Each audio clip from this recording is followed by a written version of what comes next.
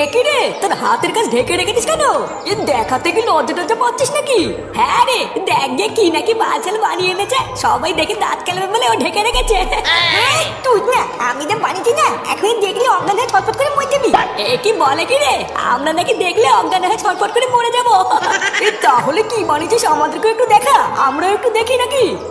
ভূতটা তোদেরকে কেমন দেখাবো? সবার আগে আমি স্যারকে দেখাবো। সবার আগে স্যার দেখে আমাকে ফার্স্ট পুরস্কার দেবে, তারপর তোদেরকে দেখাবো। সে তুই স্যারকে দেখা গিয়ে, কিন্তু দেখিস স্যার আবার দেখার পরে অজ্ঞান হয়ে ছটফট করে মরে না যায়।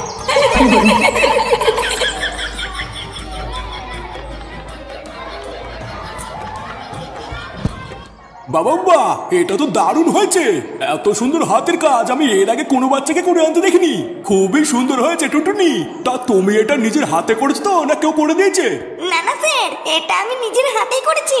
বাহ, পুরো অমায়িক হয়েছে, পুরো অমায়িক। তুমি একটু দাঁড়িয়ে যাও, বুঝলা? ক্লাসে সবার হাতের কাজটা আমি আগে একটু দেখে নি। সবার থেকে যদি তোমার হাতের কাজটা সুন্দর হয়, তাহলে আমি তোমাকে পুরস্কার দেবো। আচ্ছা স্যার, ঠিক আছে।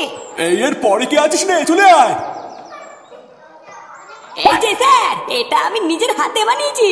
আরে সর্বনাশ, এ কি বানিয়ে এনেছিস? ইয়ে স্যার, এটা হলো কেউটে। কালকে সারাদিন অনেক কষ্ট করে এটা আমি বানিয়েছি স্যার। আরে সাব্বাস কেউটে, সাব্বাস। তুই এত সুন্দর একটা হাতের কাজ বানিয়ে এনেছিস, আমার তো বিশ্বাসই হচ্ছে না। ও কোনো ব্যাপার না স্যার, আসলে আমি এইরকমই ঝিঙ্কু। তুই না আমার হাতের কাজটা কিন্তু দেখেনি, দেখলে